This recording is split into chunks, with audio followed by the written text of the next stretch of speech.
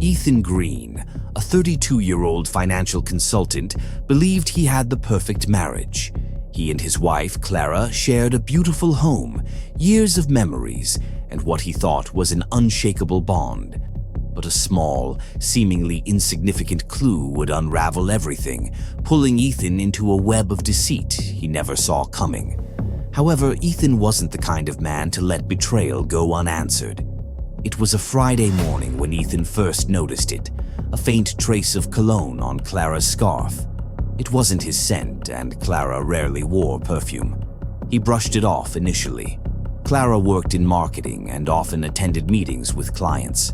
But as days passed, more inconsistencies surfaced. A mysterious late-night text that Clara claimed was a work message, her growing disinterest in their shared plans, and an unusual sense of secrecy surrounding her phone. Ethan's instincts told him something was off. His mind replayed every detail, every conversation, searching for answers. That's when he decided to dig deeper. Ethan wasn't a detective, but his sharp analytical skills gave him an edge. He began paying closer attention to Clara's behavior, her sudden need to work late, her constant phone calls she dismissed as just business, and a new habit of wearing her best dresses to casual lunches. One evening, Ethan saw his chance. While Clara showered, she left her phone on the bedside table. With a racing heart, Ethan unlocked it using the passcode he had memorized months ago. In her messages, he found a thread between Clara and someone named Mark. The texts were flirtatious, filled with inside jokes and suggestive remarks. One message stood out.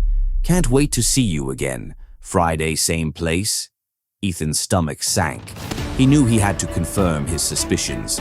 Instead of confronting Clara outright, Ethan decided to play it smart. He called a private investigator, a man named Carl he had helped financially years ago. Within days, Carl provided Ethan with everything he needed. Photos of Clara meeting Mark at a boutique hotel, receipts for dinners Ethan hadn't attended, and a detailed timeline of her escapades. But Ethan wasn't interested in anger or revenge. Not yet. He wanted to teach Clara a lesson she would never forget. "Let's make this a night to remember," Ethan thought, formulating a plan to catch her in the act. Friday arrived, the same day Clara planned to meet Mark. That morning, Ethan suggested a romantic dinner at her favorite restaurant. Clara hesitated, but Ethan's insistence left her no choice. As the evening unfolded, Ethan played the doting husband, complimenting her, reminiscing about their happiest moments, and even toasting to their future. Clara seemed uneasy, checking her phone frequently. Midway through dinner, Ethan excused himself. Outside, he made a call to Carl, who had been tailing Mark and Clara for weeks.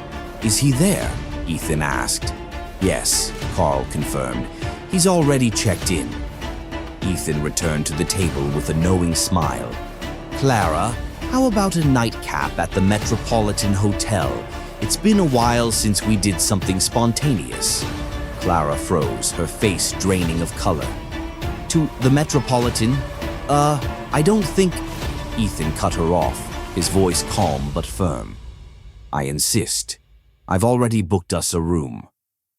Clara had no choice but to go along.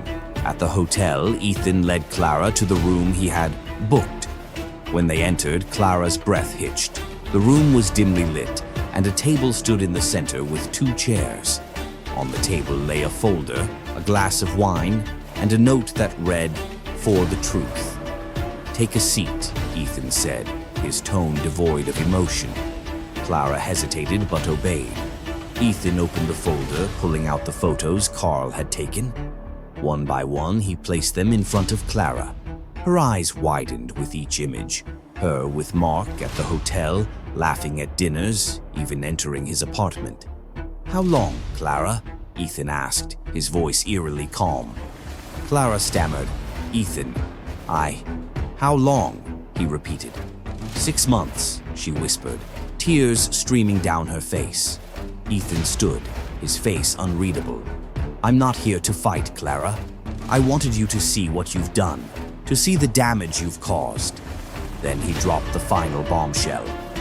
"By the way, I spoke to Mark. He won't be joining us tonight. Turns out he didn't know you were married. He was quite apologetic when I showed him these photos." Clara gasped, her face a mixture of shock and shame. "I trusted you," Ethan said, his voice breaking for the first time. "But I can't let your betrayal define me." He handed Clara a letter. "This is a list of my terms for the divorce. It's fair, considering what you've done.